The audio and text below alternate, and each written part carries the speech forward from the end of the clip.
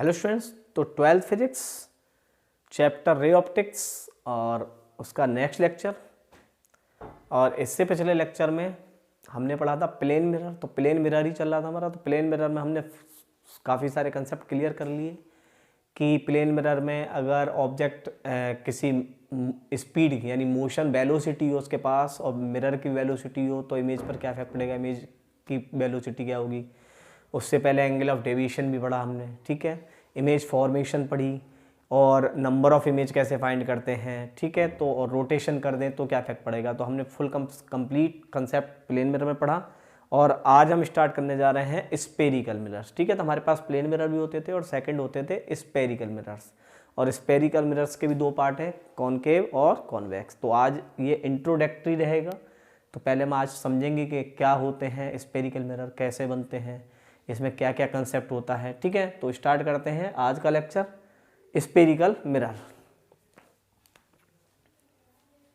तो अभी हमारा चैप्टर चल रहा है रे ऑप्टिक्स, ठीक है। और उसका हम पढ़ रहे हैं आज स्पेरिकल मिरर्स।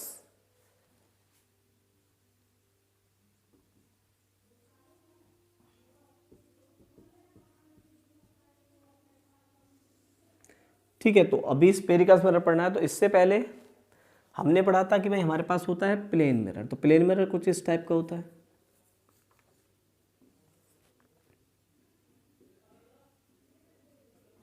ठीक है। अब स्पेरिकल मिरर उसमें दो होते हैं हमारे पास। एक तो ये होता है इस टाइप का,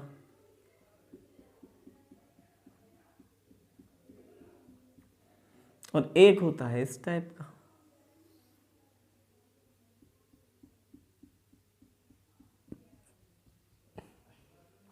ठीक है। दो होते हैं।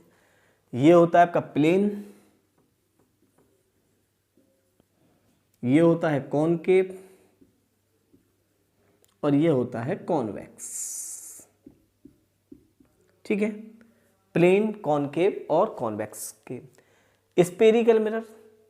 स्पेरिकल मिरर कहाँ से आते हैं? ये स्पेयर से आते हैं। स्पेरिकल मेड बाय स्पेयर, ठीक है। Sphere not a circle. जैसे सपोज करो ये स्पेयर है हमारा,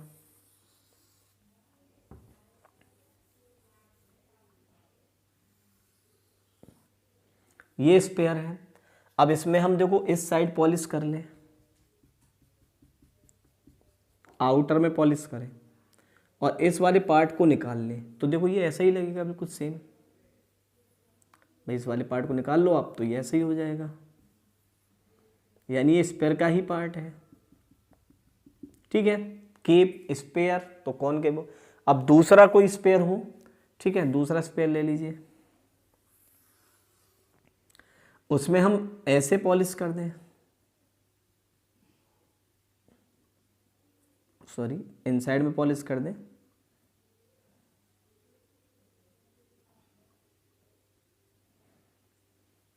ऐसे, और इसे ऐसे निकाल लें तो देखिए इनसाइड में पॉलिश है तो ये कुछ ऐसा लगेगा हमें,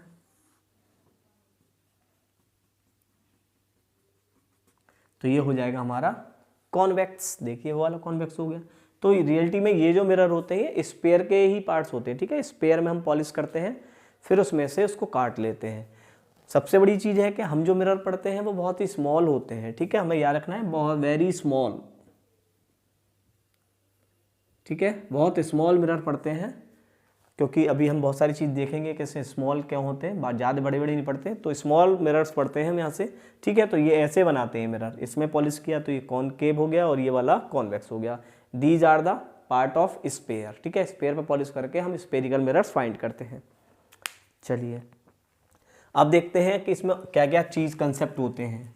आप बहुत सारी चीज़ों को पढ़ते हो उसमें कि प्रिंसिपल एक्सिस क्या होता है, पोल क्या होता है, फोकल लेंथ क्या होती है, फोकस क्या होता है, सेंटर ऑफ कर्वेचर क्या होता है, रेडियस ऑफ कर्वेचर क्या होता है। तो ये चीज़ पढ़ते हैं हम, ठीक है। तो चलिए अब देखिए ये किसका पार्ट है, एक स्फीयर का पार्ट है तो ये ऐसे स्फीयर होगा और ये होगा स्फीयर का सेंटर, ये है स्फीयर का सेंटर। तो ये भी कहलाता है मिरर का सेंटर ऑफ कर्वेचर, ठीक है। तो सेंटर ऑफ कर्वेचर है क्या रियलिटी में? तो centre of curvature it is the centre of the sphere by which a mirror make, जिससे हमने मिरर बनाया है उसका जो सेंटर होता है उसी को हम बोलते हैं सेंटर ऑफ कर्वेचर। ठीक है, तो ये है सेंटर ऑफ कर्वेचर।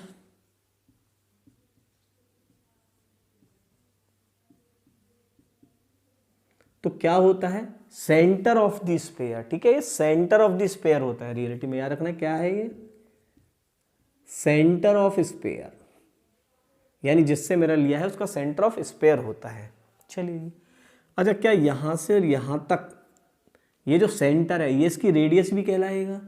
भाई स्फीयर की रेडियस भी तो यही कहलाएगा, भाई रेडियस है, स्फीयर है तो ये रेडियस भी सेंटर से, ठीक है, यहां तक के डिस्टेंस को क्या बोलते हैं, रेडियस। तो इसी को बोलते हैं हम रेडियस ऑफ कर्वेचर, मतलब यहां से और यहां तक के डिस्टेंस को बोलते हैं रेडियस ऑफ कर्वेचर।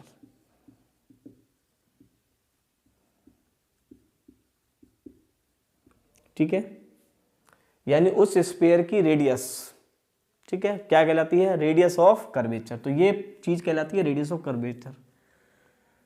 चलो जी, ये क्या होता है, इसको हम बोलते हैं पोल। तो पोल क्या है रियलिटी में, तो पोल होता है centre of mirror, centre of mirror, या फिर इसको मिड पॉइंट बोल देते हैं। ठीक है, यानी पोल क्या होता है, सेंटर ऑफ मिरर। अच्छा, ये जो लाइन होती है इसको क्या बोलते हैं, इसको बोलते हैं principal axis.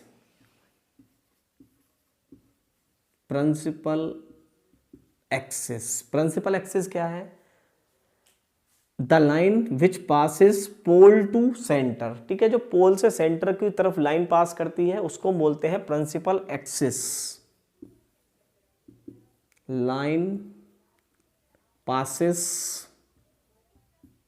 Pole to centre of curvature. ठीक है, पोल से सेंटर पर जो लाइन पास करती है उसको बोलते हैं प्रिंसिपल एक्सिस। ठीक है, प्रिंसिपल एक्सिस है ये, ठीक है, वो सिद्धांत वाला नहीं है, प्रिंसिपल वाला ही है, क्योंकि प्रिंसिपल है इसका मेन हेड यही है, तो प्रिंसिपल एक्सिस बोलते हैं इसको। Line passes pole to the centre of curvature. तो ये चीज क्लियर हुई यहां से। चलिए, और क्या रह गया इसमें, पोल रह गया। हाँ, एक रहता है अपर्चर भी होता है इसमें। अपर्चर क्या होता है, अपर्चर देखिए, जैसे मैंने बताया आपको, जो हम मिरर निकालते हैं वो किस में से काटते हैं, स्पेयर में से काटते हैं, ऐसे करके। ठीक है, तो स्पेयर में से जब हम मिरर निकालेंगे तो देखो ये 3D होगा, कुछ ऐसे निकला होगा ये वाला। तो इसको, इस पार्ट को बोलते हैं हम अपर्चर। ठीक है, अपर्चर, और इसको हम नेगलेक्ट कर देते हैं वैसे हम। भाई नेगलेक्ट करने का क्या कारण है कि जो हम मिरर लेते हैं वेरी स्मॉल लेते हैं। ठीक है, स्मॉल, बहुत स्मॉल लेने की वजह से हम इस वाले पार्ट को, इसको नेगलेक्ट कर देते हैं। तो दिस इज द अपर्चर। ठीक है, तो ये अपर्चर हो गया, पोल हो गया, सेंटर ऑफ कर्वेचर हो गया, रेडियस ऑफ कर्वेचर हो गई, प्रिंसिपल एक्सिस हो गया। अच्छा जी, फोकल लेंथ, फोकस भी होता है इसमें, फोकस को पढ़ते हैं। फोकस क्या होता है रियलिटी में, क्लियर हुआ यहां तक? चलिए,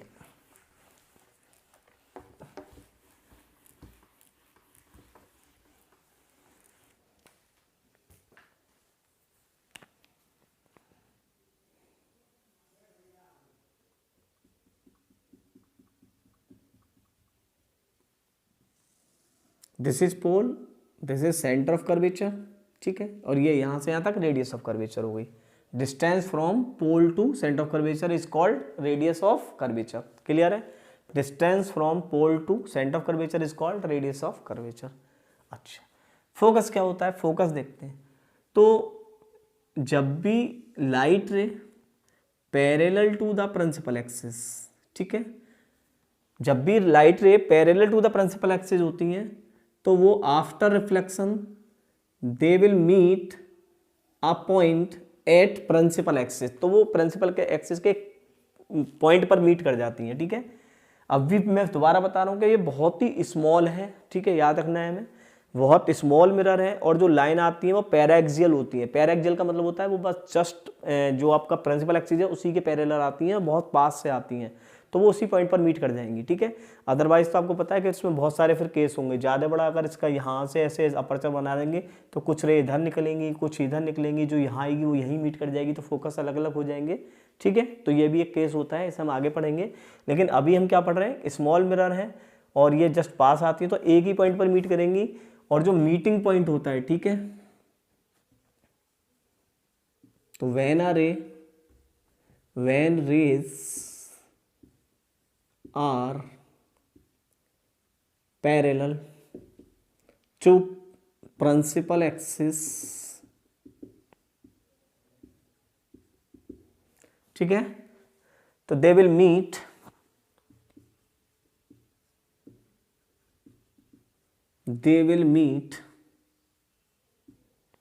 after reflection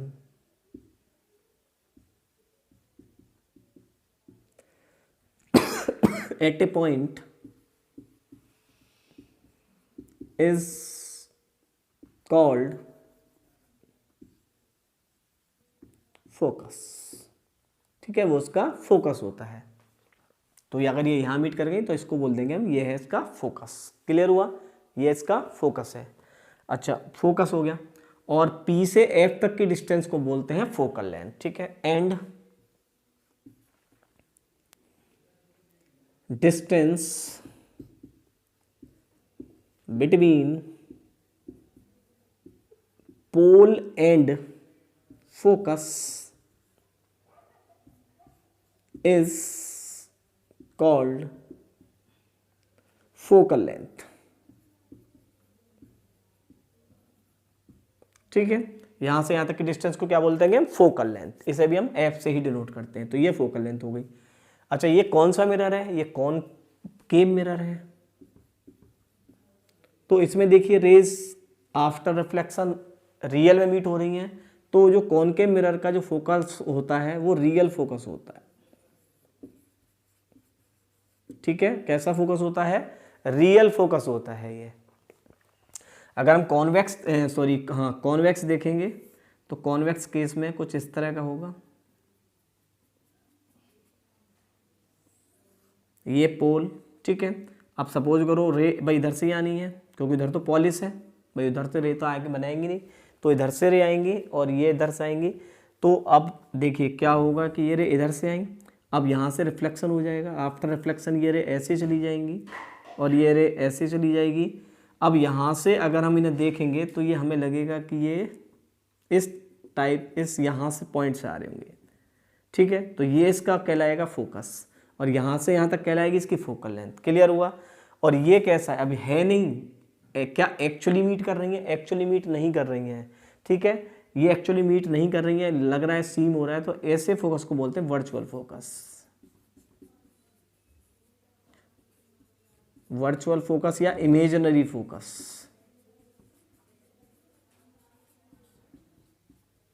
ठीक है। इसको बोलते हैं वर्चुअल फोकस या फिर इमेजिनरी फोकस। तो कॉनकेव मिरर में जो फोकस होता है वो हमारा रियल फोकस होता है और कॉनकेव में और कॉन्वेक्स में होता है हमारा वर्चुअल फोकस, ठीक है।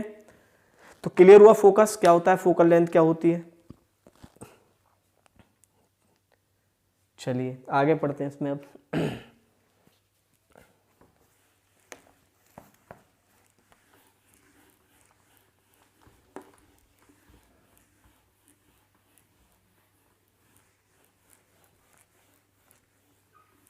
तो ये पॉइंट हमारे क्लियर हो गए होंगे यहाँ तक कि फोकस क्या होता है, फोकल लेंथ क्या होती है, रेडियस ऑफ कर्वेचर क्या होता है, सेंटर ऑफ कर्वेचर क्या होता है, पोल क्या होता है, प्रिंसिपल एक्सिस क्या होता है, अपर्चर क्या होता है, ठीक है। तो ये चीज़ यहाँ तक क्लियर है हमारी।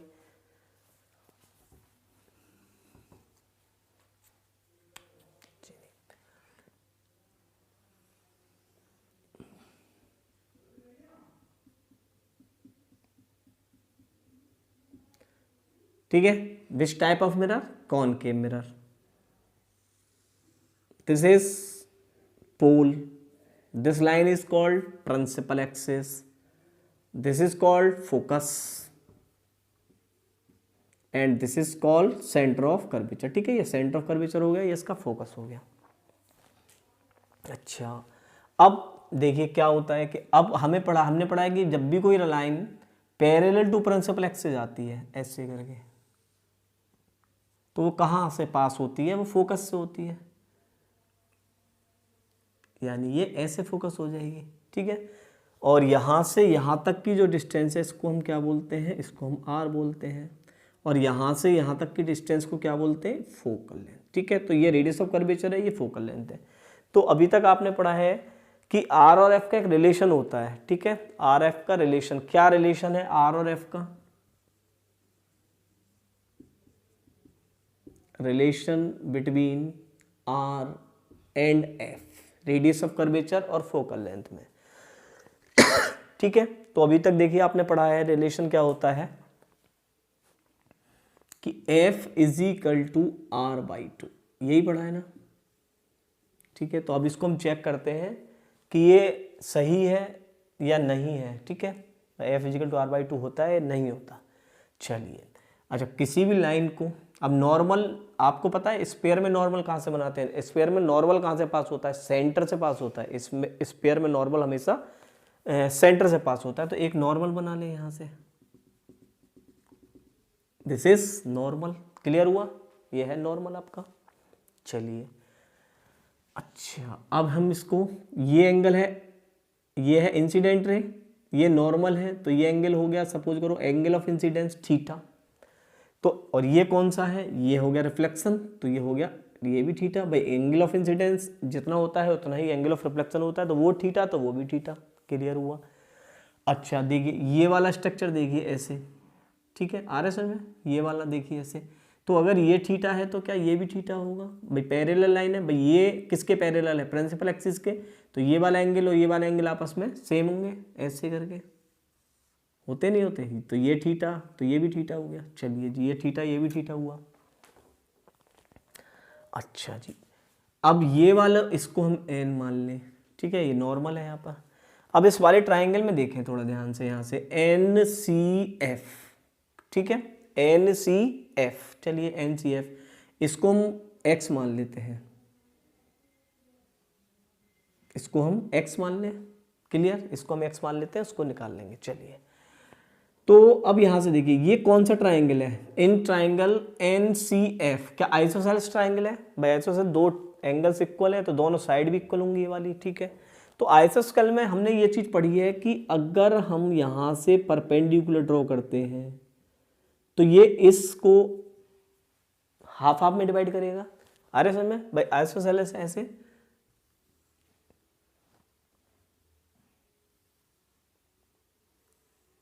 ऐसे, ये थीटा है तो ये भी थीटा है, और अगर ये थीटा है तो ये पूरा ट्रायंगल हो गया आइसोसेलेस। और इसको अगर हम यहाँ से परपेंडिकुलर ड्रॉ करें तो इस लाइन को और इस लाइन को आधे आधे पार्ट में डिवाइड करता है, ठीक है, क्योंकि मीडियन होता है बिल्कुल सेंटर में डिवाइड करता है। तो अब ये एन सी कितना है? क्या हम इसको आर बोल सकते हैं? हाँ, आर ही तो है, ये रेडियस ही तो है, एन सी को हम आर बोल सकते हैं। क्लियर है भाई? आर ही तो है पूरी। तो अगर ये आर है तो ये कितनी हो गई? आर बाई टू, और ये भी कितनी हो गई? Are by two.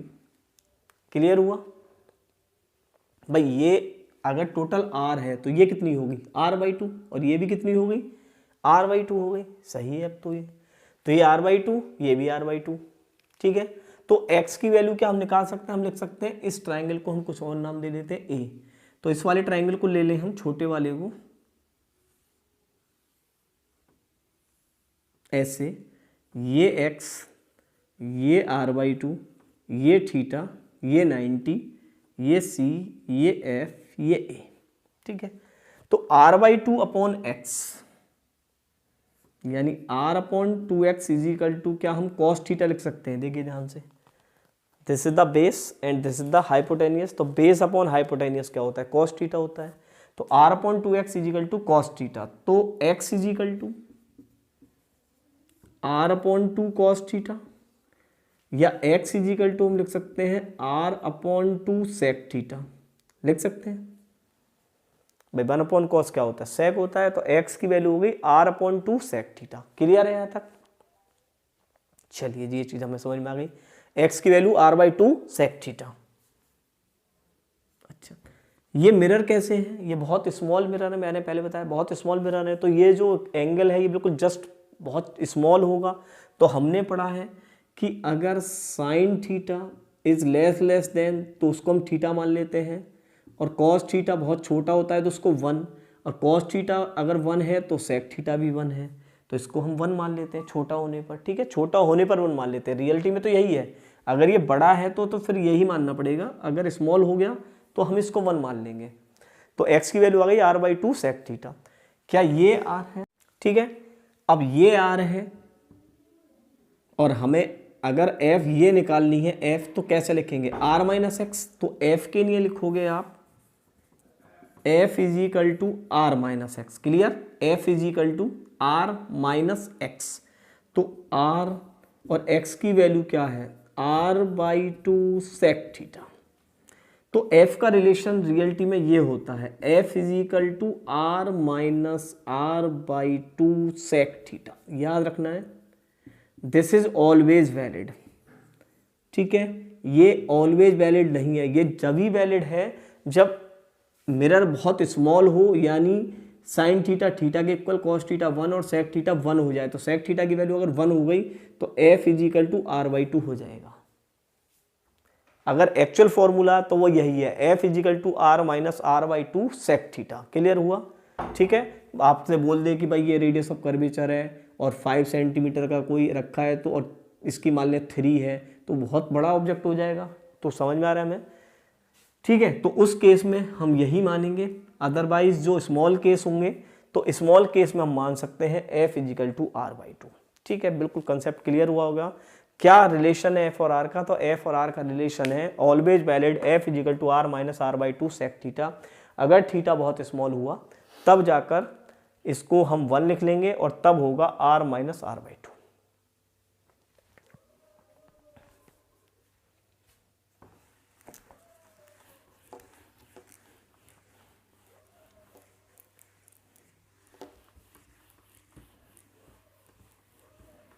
तो आपको समझ में आ गया कि F is equal to R by two always valid नहीं है, R minus R by two sec theta होता है। क्लियर है? ठीक है, वो बस उसी केस में होगा जब मिरर बहुत स्मॉल हो। हम पढ़ते मिरर स्मॉल है इसलिए वो डायरेक्टली लिख देते हैं वहाँ पर। चलिए जी, तो ये चीज़ यहाँ तक क्लियर हो गई, ये भी चीज़ क्लियर हुई। चलिए और क्या इसमें, इसके हम साइन कन्वेंशन भी पढ़ लेते हैं भाई। एफ कॉन्वेक्स लेंस में फोकल लेंथ पॉजिटिव और किस में नेगेटिव होती है। तो भाई ये कॉनकेव है, ये पी, ये एफ, ये सी। ठीक है, मान लेते हैं इसे।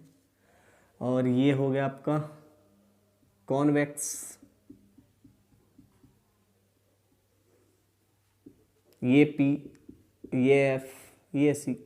ठीक है, तो कॉनकेव, अब इसमें मानते हैं कि इसमें जो फोकल लेंथ होती है वो नेगेटिव होती है। कॉनकेव की फोकल लेंथ नेगेटिव फोकस, और इसकी जो फोकल लेंथ है वो पॉजिटिव होती है। आ रहा है समझ में? ये पॉजिटिव होती है, वो नेगेटिव होती है। अब इसके लिए हम साइन कन्वेंशन मान लेते हैं। साइन कन्वेंशन में हमें पता है कि साइन कन्वेंशन हम ये मानते हैं कि इस साइड आ जाए तो पॉजिटिव, इस साइड में आ जाए तो नेगेटिव। तो साइन कन्वेंशन,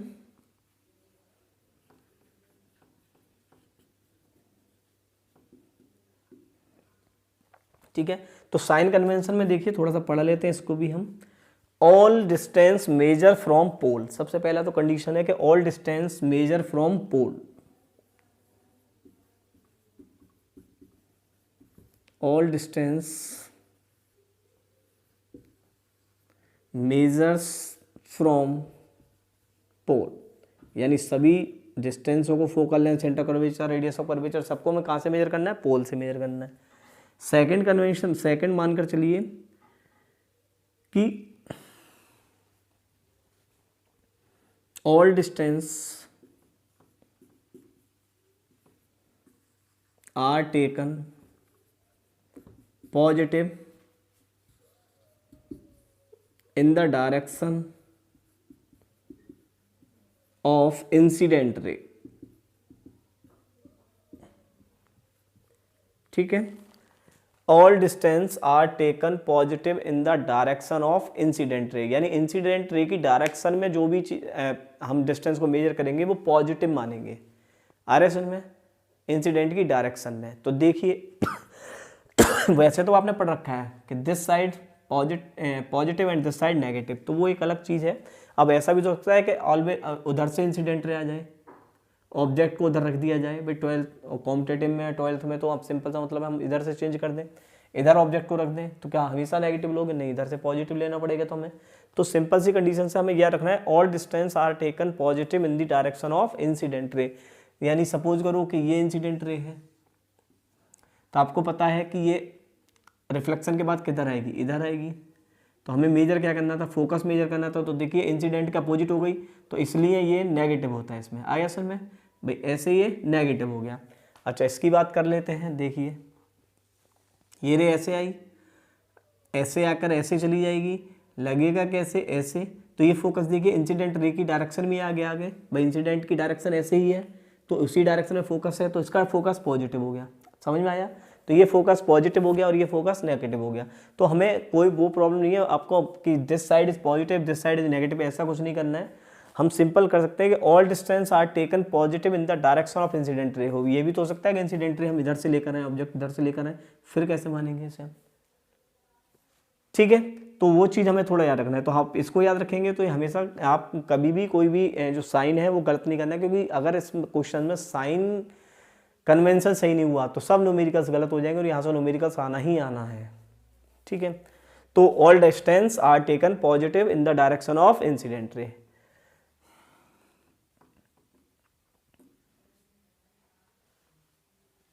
ठीक है,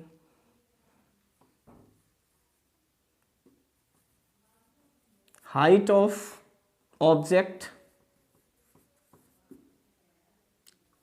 और image are taken positive if they are upward to principal axis।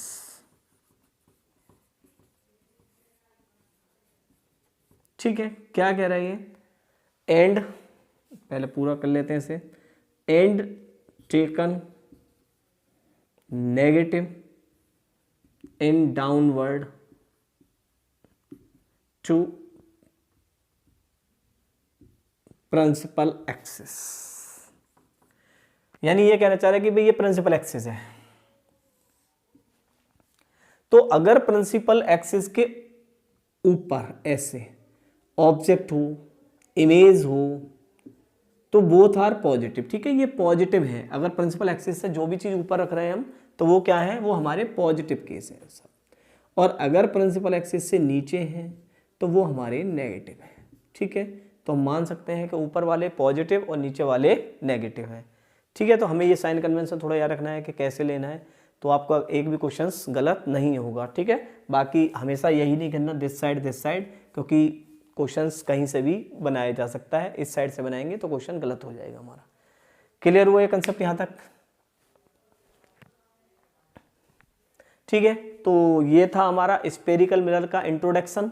ठीक है, तो हमने सभी चीज़ों को क्लियर कर दिया, साइन कन्वेंशन कैसे लेना है, फोकल क्या होता है और रिलेशन क्या होता है। अब आपको कभी हर बार नहीं बोलना है कि F = R/2 होता है, नहीं, ऑलवेज नहीं होता। F = R-R/2 sec थीटा होता है।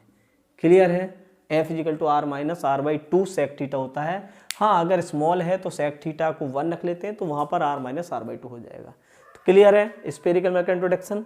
और इससे आगे के लेक्चर में हम इमेज बनानी सीखेंगे और उसके बाद क्वेश्चंस करेंगे, और जल्दी ही 2-3 लेक्चर में ही हम मिरर को कंप्लीट कर लेंगे। और इसी के साथ हमारा जो बस एम है वो यही है कि आपका टारगेट आपको मिल जाए और हमारी मेहनत भी सफल हो जाए। तो हमारे चैनल के साथ जुड़े रहें। ठीक है, लाइक करें, सब्सक्राइब करें और स्टडी करते रहें रूट ऑफ स्टडी के साथ। All the best.